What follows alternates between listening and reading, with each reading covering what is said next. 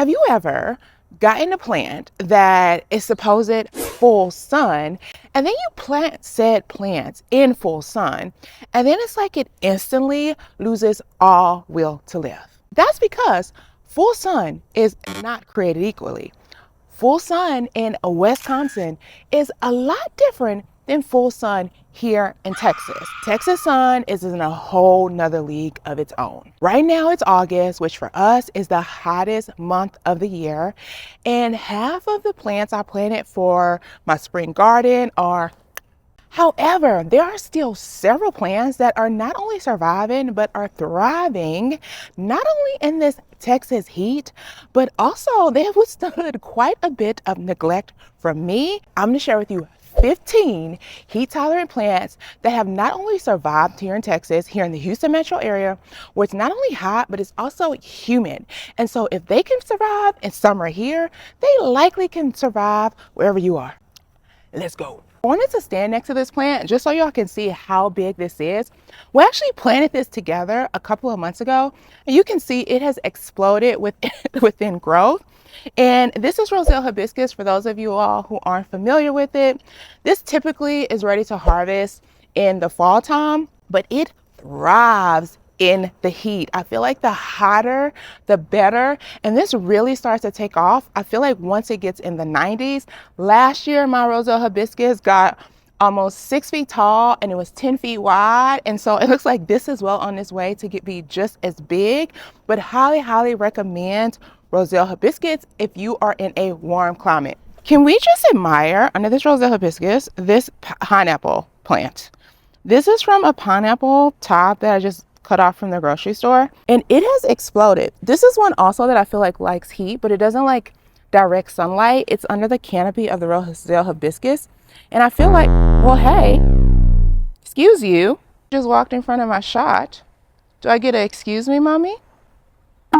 The next are peanuts, and we planted this together for my summer garden like a month or so ago, and look how it has grown. Peanuts grow exceptionally well here. I did not actually realize that Texas is a major producer of peanuts. Peanuts are legumes, for those of you all that don't know. And so these have done exceptionally well for me with very little care. I just made sure to grow them in a well-amended planting media. It was amended with compost as well as a slow release organic fertilizer.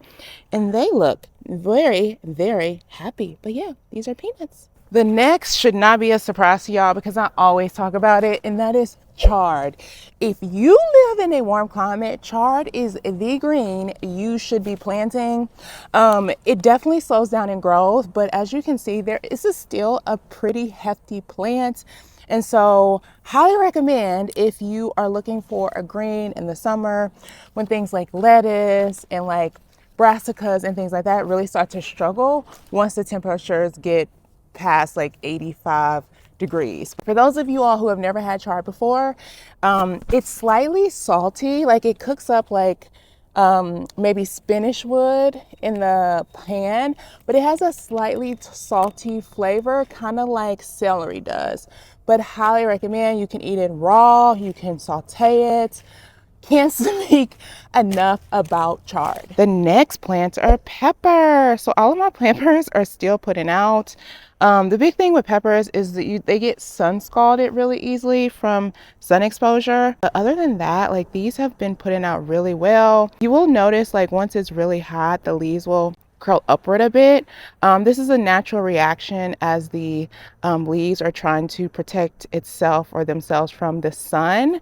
However, they usually will straighten out once it cools off. But that's completely normal. Tomatoes also do this. So you absolutely can eat peppers that are sun scalded. You just would cut this away before eating it. But when they're this small, I typically just will throw this in the compost. But completely safe to eat. One way to help prevent sun scalding on your peppers is just to provide them with a bit of shade. You can do this by covering them with shade cloth, burlap. There are tons of things that you can use. I have not done that this year because it's been pretty hectic. And quite frankly, I've had a really good pepper year and I have more peppers than I know what to do with. And if you're growing your peppers in a container, it's even easier. All you're going to want to do is move your container to an area in your growing space that's going to provide your peppers with some afternoon shade when the sun rays are at their harshest. This okra is an example of why you should only plant things you like to eat. I know I'm going to get a lot of hate in the comment because I'm like from the South and I'm like, I don't like okra, sorry. But my mom does. And so that's who I grow it for. However, as you can see, I have not come out to harvest it the way I need to. And once okra gets past, I would say about 3, no more than 4 inches, this becomes inedible. It becomes very woody and fibrous. So all of these I have to either save the seeds from, let's go to seed and save the seeds, or compost them down. But I hate okra, y'all. I'm sorry. I know it's very unsouthern of me. However, you can see it has taken over this bed. We planted this together for my summer garden. You can see how they have exploded in growth. I think there are only 2 plants in this bed and it's taken over the entire bed. Fun fact, okra and hibiscus are actually related, so it makes sense that they both love the heat. The next is Malabar spinach. Now, quite frankly, I've never tried this before. This is my first year growing Malabar spinach. I've been told it has a homogeneous texture, kind of like okra, so I likely will not like it. But I am going to try it and I'll let y'all know. But as you can see, it looks quite beautiful and it is doing very well. It has made its way up this trellis here. We also planted this together for my summer garden. But as you can see, it is withstanding the heat quite nicely along with my okra. Next are my blackberries. So I have had a phenomenal blackberry year. This has grown so much throughout the seasons. Like, before, the last time I showed you all my blackberries, they were within this bird netting. Now it's pretty much useless. You can see they have now grown well above that because I failed to prune it, but it is loaded in another flush of fruit, like all throughout. These are the Prime Arc Freedoms here. Also have and these are promicanes, which means they fruit on first year canes, as opposed to these over here, which have also exploded in growth, which are floricanes, which means that they bear fruit on the second year cane. Honestly, like, I feel like blackberries are pretty like low maintenance in terms of berries or fruits, really. I have these in ground and I have clay soil, which most clay soil is usually nutrient rich in terms of micronutrients, that I just amend with mushroom compost. I'll top that off, as well as add a well-balanced organic fertilizer once, maybe twice a year, and that is all. And I top it off with mulch, but that is pretty much it. And this has thrived. So highly recommend if you're in a warm climate like me, Primark Freedoms. So this next plant is a weed. If you live here in Texas in the South, you know, and have planted this plant, you know, if you let it go to flower, it's all over. This is what happens when you let basil just do its thing. I did not plant any of this basil, by the way. This is all basil from last year that came up.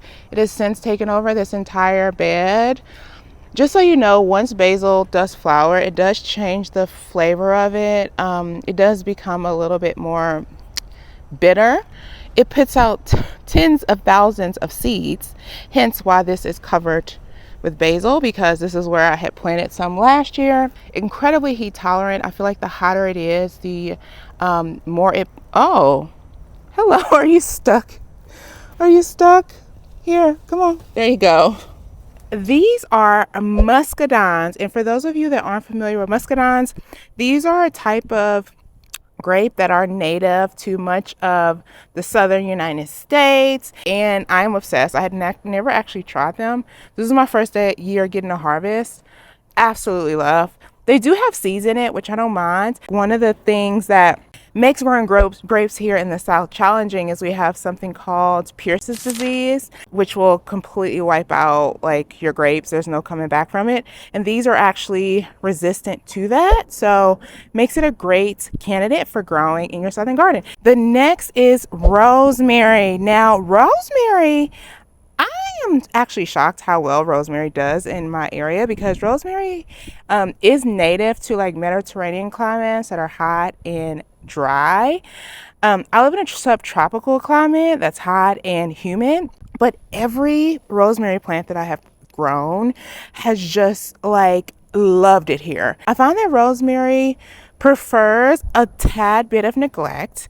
It does like to draw out in between watering, so doesn't take too well to over watering. It also is not a heavy feeder, so also not over fertilizing.